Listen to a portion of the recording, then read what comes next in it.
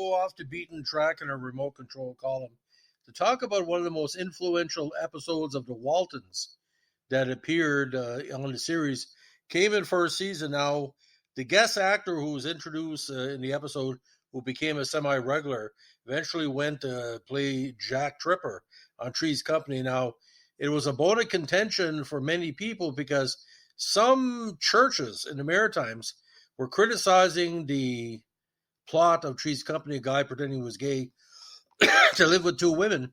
And when my father brought up the fact with our local priest who was haranguing against it, that John Ritter got his start as the minister on the Waltons, he basically either didn't really realize what he was saying or being told, or knew about it and was caught in the act. My father basically said, how can you criticize John Ritter because he played one of the most important religious figures of the last 5 years? And Reverend Fordwick was that figure. Now, the original air date of this episode, The Sinner, October 26, 72, a Halloween episode, written by John Fury Jr. and Philip Leacock, great director.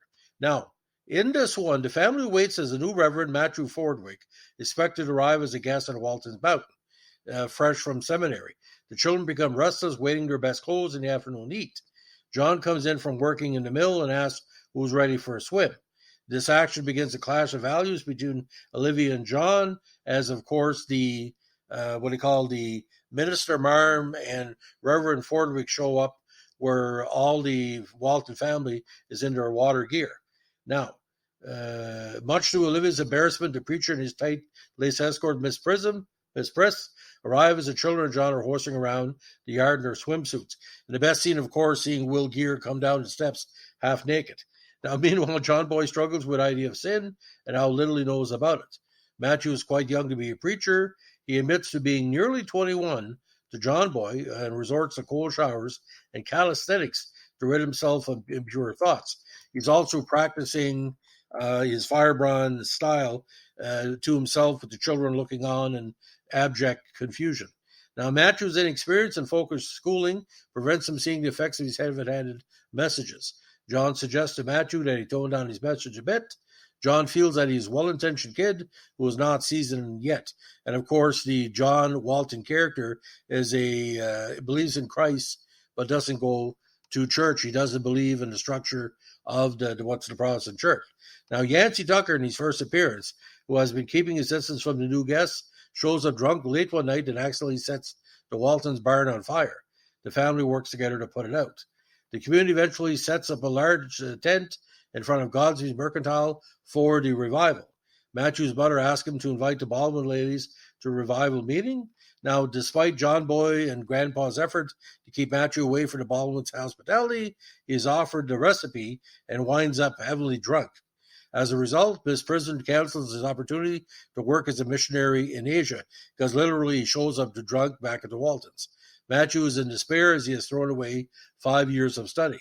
Despite his normal reservations about attending a church service, John decides the right thing is to do to bring the preacher to service and let him preach. Matthew asks the congregation for forgiveness, and Grandpa eventually leads them in a chorus of the great hymn, Just As I Am, and the crowd gathers around the pulpit to welcome to the community. Now, what the Waltons did, they would humanize their form of Christianity in different ways going. First season also, they befriended a young Jewish person who wanted his bar mitzvah.